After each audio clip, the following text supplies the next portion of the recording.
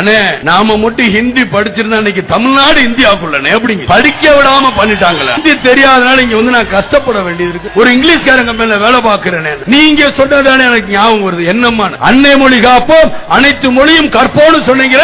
அந்த எண்ணம் தானே எனக்கு ஞாபகத்துக்கு. ஏன்னா அந்த சகோதரி மாதிரி தான் நானும் அனுபவப்பட்டேன். படிப்பறிவு இல்லாம போச்சு. தமிழ் தமிழ்ங்கிற படுறேன். நான் தமிழை குத்தம் சொல்ல, நம்மளுக்கு தமிழ் தேவை. தமிழ் ரெண்டு கண்கள் மாதிரி தான், நான் இல்லைன்னு சொல்ல வரல. தமிழ் நம்ம சுவாசம் மாதிரி தான், இல்லைன்னு சொல்ல. ஆனால் இன்னைக்கு காலத்துல எல்லா மொழியும் நம்மளுக்கு தெரியணும். இன்னைக்கு டெல்லியில 2 லட்சம் தமிழர்கள் இருக்காங்க, பம்பாயில 5 லட்சம் தமிழர் இருக்காங்க. இங்க இருந்து படிச்சுட்டா போனாங்க இல்ல, அங்க போய் கத்துக்கிட்டாங்க. ஐயோ ஏதாவது ஹிந்தி பேசணுமே, நம்ம குடும்பத்தை காப்பாத்தணுமே, நம்ம தாய் தந்தையரை காப்பாத்தணுமே, நம்ம சகோதரியை காப்பாத்தணுமே. நம்மளை நம்பி அங்க மெட்ராஸ்ல இருப்பாங்களே, நம்மளை நம்பி திருப்பூர்ல இருப்பாங்களே, நம்மளை நம்பி கோயம்புத்தூர்ல இருப்பாங்களே, நம்மளை நம்பி மதுரையில இருப்பாங்க. எத்தனை தமிழ் இளைஞர்கள் தவிச்சு போய் அந்த ஆர்வத்துல இந்திய கத்துக்கிட்டு உழைச்சு உழைச்சு இன்னைக்கு போட்டுக்கிட்டு இருக்காங்க.